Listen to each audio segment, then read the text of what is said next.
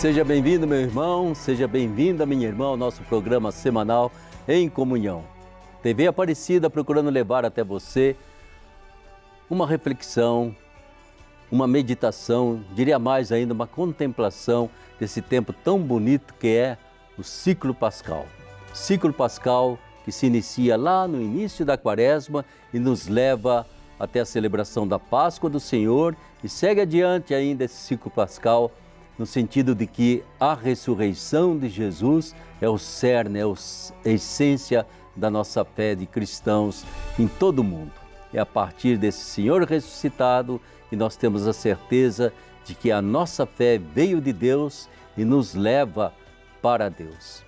Cada vez que celebramos essa memória do que aconteceu, nós atualizamos a graça da redenção para a nossa geração, para a nossa vida, e isso é importante. Nós vamos refletir um pouco sobre a Semana Santa. Já na semana passada nos debruçamos um pouquinho sobre a questão da Quaresma, a formação da Quaresma. Agora vem para nós a Semana Santa e lembro que a editora Santuário, com outras editoras, publicou um livrinho, Celebrações da Semana Santa 2022, com todos os roteiros para a Via Sacra, para liturgias, para que a gente possa acompanhar, vivenciar, rezar bem a Semana Santa. E mais uma vez eu tenho a alegria de ter aqui junto comigo os convidados. Padre Luiz Carlos de Oliveira, mais uma vez, bem-vindo. Muito obrigado, é um prazer estar em comunhão. É um prazer. Padre Bogás, prazer novamente estar com você, bem-vindo. Coisa boa estarmos juntos, coisa boa estar aqui com gente bacana, para a gente poder caminhar juntos. Eu quero fazer essa nossa conversa em memória, na lembrança do professor Souza. Eu me servi muito de um livro que ele escreveu sobre a Semana Santa com o então padre José Luiz Delgado Magela, hoje bispo. E eu quero oferecer ao professor Souza, um grande mestre, com o qual eu aprendi muitas coisas do tema que nós vamos falar hoje. Que bom! Isso é muito bom, né? E é importante que a gente perceba que ao falar da Semana Santa, da Quaresma, da Páscoa, é tudo o ciclo pascal. É o ciclo dessa renovação que Deus quer fazer para nós. E eu sempre estou lembrando você, não se trata apenas de recordar, se trata principalmente de atualizar esta copiosa redenção que Jesus conquistou para todos nós e para todas as gerações, sem distinção, até o final dos séculos. E eu gostaria então de começar exatamente pedindo ao nosso querido Lino, professor Silvio Lino, que ele cante para nós.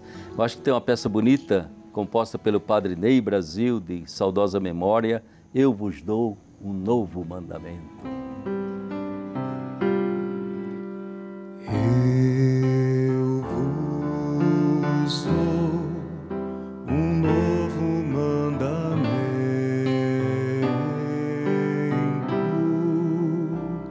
que vos ameis uns aos outros assim como eu vos amei. Disse o Senhor que vos ameis uns aos outros assim como eu vos amei. Disse o Senhor.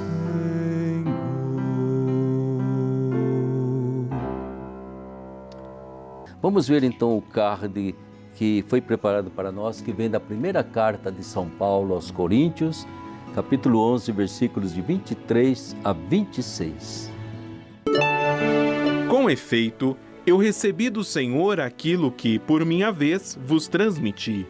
O Senhor Jesus, na noite em que era traído, tomou o pão e, depois de dar graças, partiu-o e disse: Isto é meu corpo, que é por vós. Fazei isto em memória de mim. Do mesmo modo, ao fim da ceia, ele tomou o cálice, dizendo: Este cálice é a nova aliança em meu sangue. Todas as vezes que dele beberdes, fazei-o em memória de mim. De fato, toda vez que comerdes deste pão e beberdes deste cálice, anunciareis a morte do Senhor até que ele venha.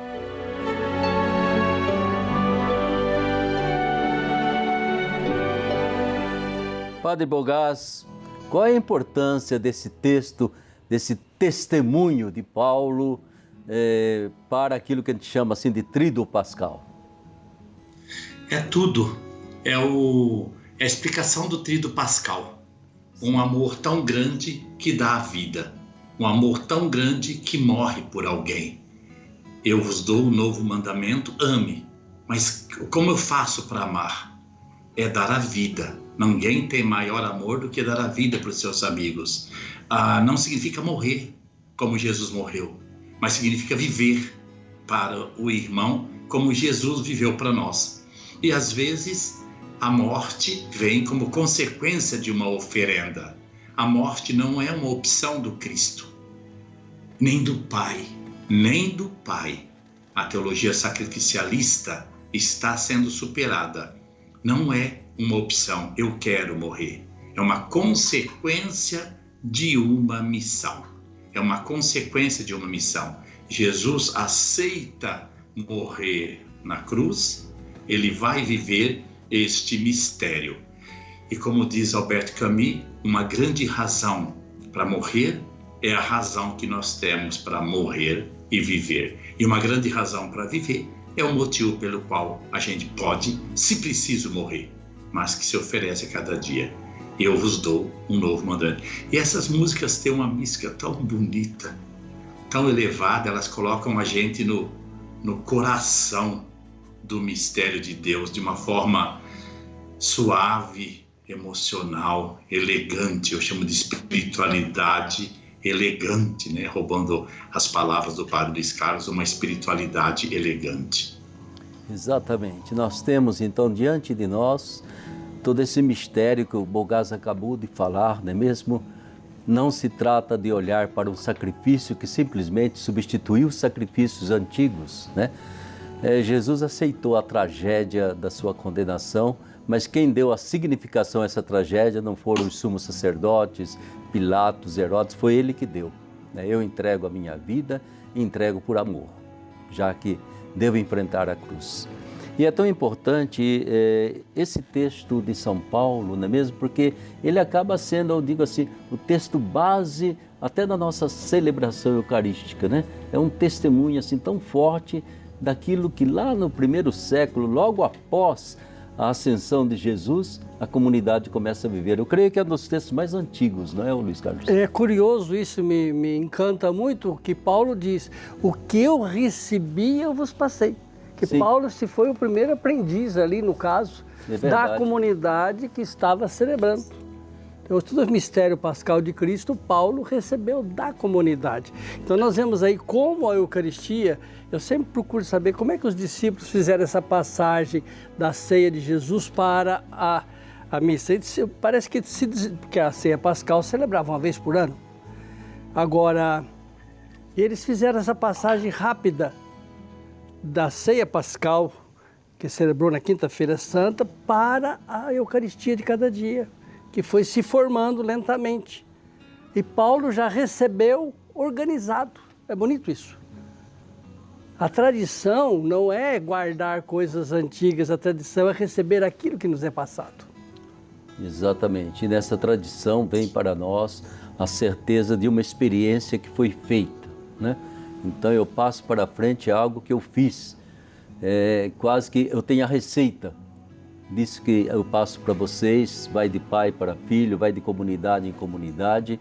E realmente, para nós, o tríduo pascal, ele é o tríduo mais central da nossa fé.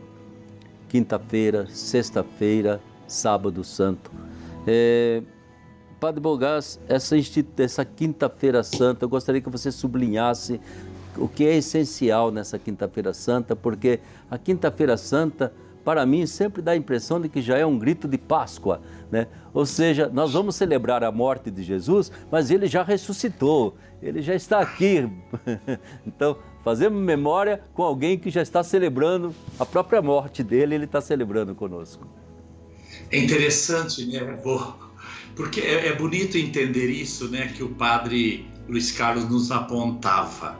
Os cristãos receberam todas as inspirações, os apóstolos. Eles viveram com Jesus, eles fizeram a experiência com Jesus, eles participaram. Aquilo que na filosofia grega se chamava, né, de formação peripatética, ao redor da vida nos acontecimentos, né? Entendia o que era uma macieira embaixo de uma macieira, entendia o que era um rio dentro, à beira do rio. Então vai ser vamos chamar isso de uma construção. É como se você entregar para uma criança sábia as tintas e ela faz a pintura, ela ordena as tintas. Os apóstolos receberam de Jesus as tintas e organizaram a obra de arte que é a liturgia, que é a igreja.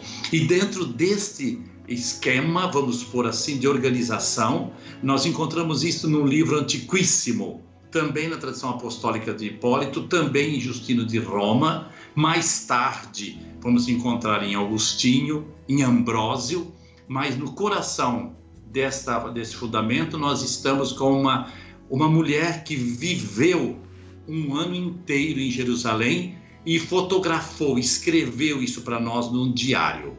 Então nós já começamos, Padre Ulisses, como o senhor falou, nós já estamos dentro do Tríduo Pascal, de 3 dias que se celebram a Páscoa. E na verdade, a Páscoa não é só a ressurreição. A Páscoa é a paixão, a morte e a ressurreição. São os 3 momentos fundamentais de um único mistério, de um único acontecimento. Não é por nada que o Tríduo Pascal, que começa com a celebração da ceia do Senhor e do lava-pés, na ordem inversa, do lava-pés à ordem do Senhor, passa pela paixão e morte na sexta-feira e culmina na vigília pascal, batismo, a liturgia da palavra, a celebração do fogo, sobretudo batismo e ceia do Senhor. E é tão verdade isso que o Padre Ulisses está destacando para nós, Padre Ulisses, muito obrigado por nos lembrar, que é quando se começa a celebração da quinta-feira, que nós chamamos de quinta-feira santa, da missa da ceia do Senhor, se faz a saudação, começa a celebração, começa a celebração, não tem bênção no final. A celebração não terminou. Na sexta-feira, começa sem saudação, termina com o beijo da cruz, a comunhão, não tem bênção final.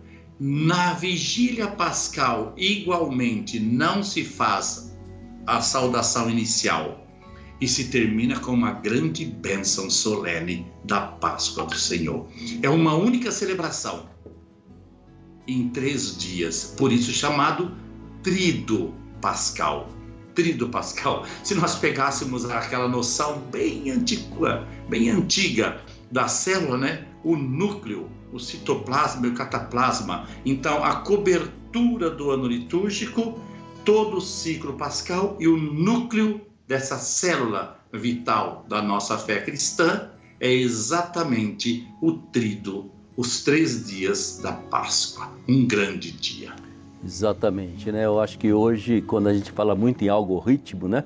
A gente vai encontrar essas 3 linhas do tempo manifestando exatamente aquilo que de forma sacramental Deus tinha inventado, né? Como viver acontecimentos que se atualizam, né? Dentro da linha do tempo de todos os séculos, de todos os anos, se atualizam para nós, ou seja, é como se estivesse acontecendo aqui e agora, para esta geração, aquilo que nós celebramos, assim, com toda a piedade, com todo o amor. Como que você vê as várias partes da Quinta-feira Santa, o Luiz Carlos? A celebração da Quinta-feira Santa é uma missa festiva. Sim. com flores, com música, que havia tudo interrompido nesse período de Semana Santa. Sim. Então, sendo ele o primeiro dia, ele é muito pascal. E dá o sentido da Páscoa, que é um serviço, que Jesus já começa lavando os pés. É um serviço, a Páscoa é um serviço de Jesus para nós. Porque Jesus, quando chega para nós, é sempre servindo. E é bonito ver isso. E serviço o quê? É um serviço de proteção, é um serviço de purificação. E que eu gosto de lembrar da Páscoa, primeiro o encanto da Páscoa é a lua, né? A primeira beleza é a lua. A lua de Páscoa é fascinante. Então faz lembrar a origem da Páscoa, que é lá no deserto, que os pastores sacrificavam os cordeirinhos e ungiam com esse sangue os morões para ter a proteção. No sentido do cordeiro sacrificado para proteger, para Sim. dar vida, para criar esse ambiente. E esse ambiente tão bonito de Páscoa que a gente não pode perder, que ele é agradável para a gente. Não são ritos, é o ambiente. Então, assim, vendo essa abertura da Páscoa, vendo o lava-pés de Jesus, pois esse mandamento do amor, então ali ele culmina na humildade, mandamento do amor, a entrega de Jesus, tudo se culmina numa única realidade. Certo. E que a gente chama, ou celebra na Quinta-feira Santa, né? E aí, o Padre Bogazzo, é uma coisa que é interessante, porque a gente comemora muito a instituição da Eucaristia, a instituição do sacerdócio, né? E dá a impressão, às vezes, que nessa instituição do sacerdócio, Jesus teria criado o clericalismo, mas parece que não.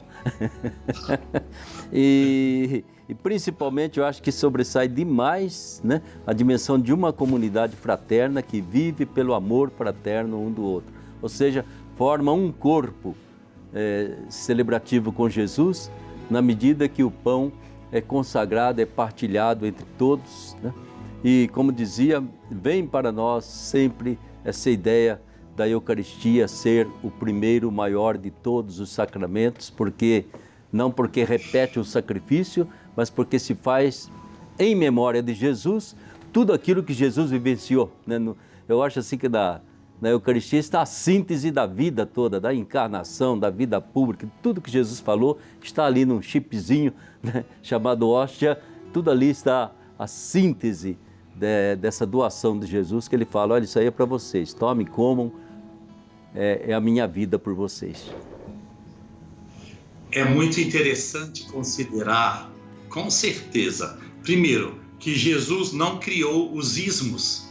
Ah, sei. Os ismos fomos nós que criamos. O único ismo que de fato tem inspiração em Jesus, eu tirei meu óculos, que tem inspiração em Jesus é o cristianismo.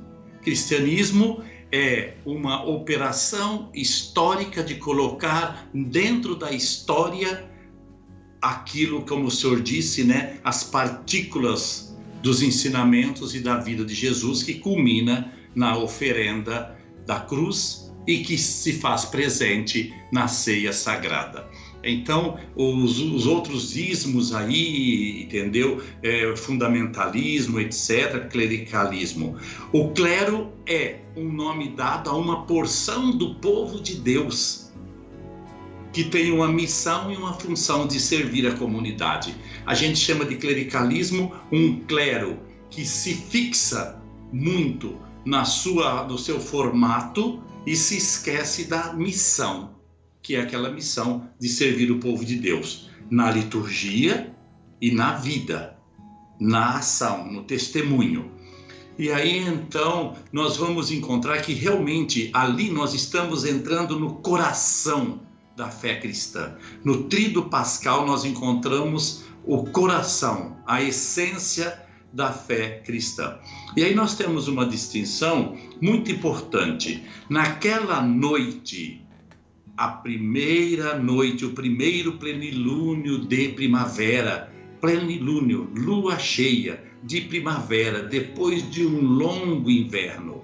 Como dizia o Padre Luiz Carlos, de novo o Padre Luiz Carlos, a gente vai buscar na tradição judaica, por isso aquela lua plena, porque eles saíram no plenilúnio de primavera. Por que plenilúnio? porque o dia é claro e a noite é tão clara quanto o dia. E por que na primavera? Porque no verão seria um calor insuportável, no deserto para a travessia. No inverno, um frio insuportável para a travessia. A estação mais bonita, a primavera. Ora, eles seguem um calendário lunar, o ciclo das luas, que não coincide exatamente com o calendário que a igreja assumiu mais tarde, a partir do calendário solar do Júlio César, imperador, que depois foi sacralizado pelo Gregório, o Papa Gregório. Aí nós vamos chamar de calendário gregoriano. Por isso que quando a gente faz, sobretudo no interior, mas também aqui em São Paulo, eu fazia isso 1000 vezes em Rio Claro, ou em Araçatuba, ou na minha terra, Lavínia, Tabajara, a gente fazia a procissão de Sexta-feira Santa e olhava para o céu, aí sim, Padre Carlos, aquela lua belíssima, esplêndida, iluminando a gente. Porque, na verdade, para nós estava na sexta-feira, mas na tradição judaica, aquele era o dia da lua cheia, E não tinha momento melhor do que este momento para a oferenda do próprio Cristo. Não tinha um momento melhor para transformar este tempo em tempo de Eucaristia. E aí então os discípulos, nós já encontramos isso nos Atos dos Apóstolos, no capítulo 2. Os primeiros cristãos, os discípulos, se reuniam. Que dia? No dia em que o Senhor ressuscitou. Que dia que o Senhor ressuscitou? No primeiro dia da semana, Maria Madalena e a outra Maria, naquele primeiro dia da semana, estando eles, etc., no primeiro dia da semana, o Cristo ressuscitou. Este vai ser o dia dos cristãos. Este e todo primeiro dia da semana, eles se encontravam e celebravam in cena Domini, na ceia do Senhor, do jeito que Jesus tinha celebrado na última ceia. Aí abre-se o coração para o Dies Domini, o dia do Senhor, diferente do Shabat, que era o dia em que a comunidade judaica se encontra. Por isso que Constantino, mais tarde, metade do século II, vai dizer: os cristãos se reúnem no dia do sol. Diferente dos que não são cristãos, se referia aos hebreus, que se reuniam no sábado. Dia do sol. Não é por nada que nós falamos de Sunday, dia do sol. Sonntag, dia do sol. O dia é domingo, dia do Senhor. Creio que Silvio tem algo para cantar para nós. Prova de amor maior não há que doar a vida pelo irmão. Prova de amor maior não há que doar a vida pelo irmão.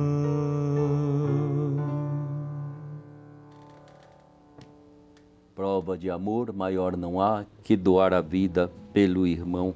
Tudo aquilo que Jesus celebrou na Quinta-feira Santa, agora ele vai vivenciar com o seu próprio corpo, com o seu próprio sangue, né?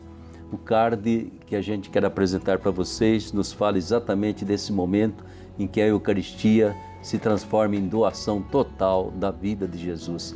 É a hóstia que se quebra e que se derrama em sangue pela redenção da humanidade. Nos vem de Isaías, capítulo 53, versículos de 3 a 4. Desprezado e rejeitado por todos, homem das dores que bem conhece o sofrimento, como se escondesse de nós sua face, era desprezado e não fizemos nenhum caso dele. Mas eram nossos sofrimentos que ele tomou sobre si, eram nossas dores que ele assumiu, e nós o julgávamos castigado, ferido por Deus e humilhado.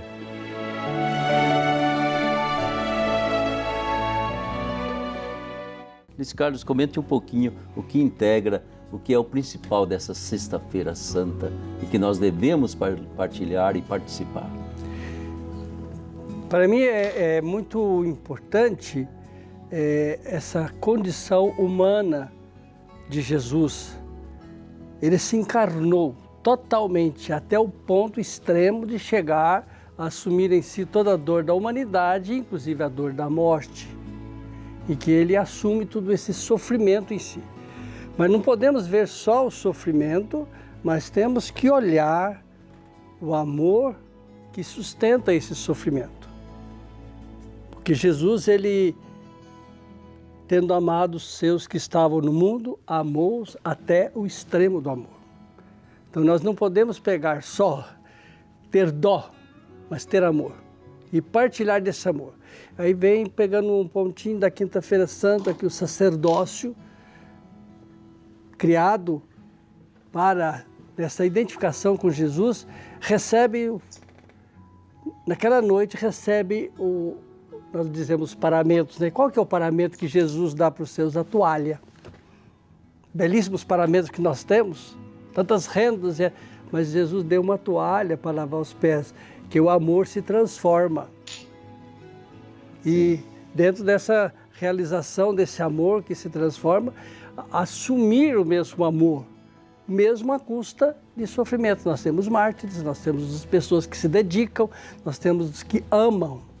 Então não é o amor, não é a dor, é o amor. O Padre Bogás, que ritos que são importantes nessa paixão de Jesus e que você pode destacar para nós e que a gente deve estar bem dentro deles? Nós temos 2 grandes mistérios cristológicos da nossa fé. 2. Deus que se encarna, Natal. O homem se encarnar, a gente se encarnar, não é mistério, é natureza. Deus se encarnar. E esse outro mistério, o homem que está em Deus e Deus no homem, Jesus Cristo, uma pessoa, ressuscitar. Isso é um grande mistério. E aí nós vamos, qual é o coração desses 2 momentos? Primeiro, o serviço, a dedicação. Aí você serve, faz o bem, ama, perdoa. Esse é um ritual importantíssimo naquela celebração que nós vamos viver de uma forma maravilhosa, de uma forma grandiosa. E depois o mistério da Eucaristia. Eu até brinco, se alguém disser que não acredita na Eucaristia, não fique bravo com a pessoa. É um mistério muito, muito, muito profundo, que sem grande sabedoria, que vem de uma enorme humildade, ninguém vai entender. É um teorema daqueles de matemática, lembra? Nem todos conseguem chegar, porque precisa de muita humildade. E aí se dá uma coisa importantíssima para a Eucaristia, porque a Eucaristia depois ela traz no seu coração, como o Padre Ulisses nos disse, né? Naquele pão e naquele vinho, nos traz no coração ali toda a vida, todo o mistério. Toda a vida, todo o mistério. A Eucaristia é composta de um evento místico e de um evento fundante. O evento fundante da Eucaristia, ele se dá na última ceia. Na última ceia, Jesus pega o pão e parte, toma o vinho e partilha. O evento místico se dá na sexta-feira, a morte, a oferenda, a entrega do Cordeiro que derrama o sangue, e se completa na ressurreição. Esse é o evento místico. E ali Jesus diz, nessa quinta-feira magnífica, uma frase que vem de uma celebração judaica do Yom Kippur, da expiação.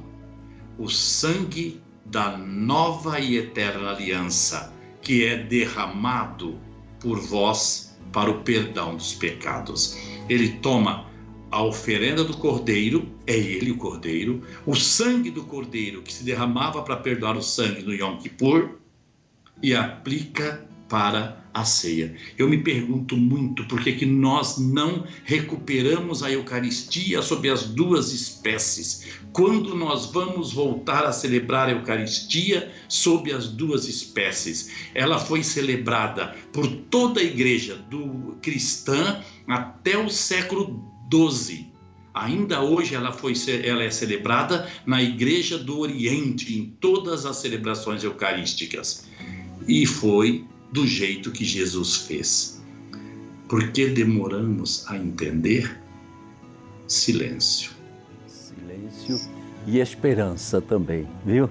Esperança. Esperança de que um dia a gente crie juízo e siga o mandamento de Jesus: tomai e comei, tomai e bebei. São poucas vezes que Jesus usa o imperativo, e ele usou e a gente não leva muito a sério, né, Luiz Carlos? Acho que é uma pena para nós. Obrigado a você. Até a próxima vez, se Deus quiser, a próxima semana. Fique aí com a bênção de nossa querida Mãe Aparecida.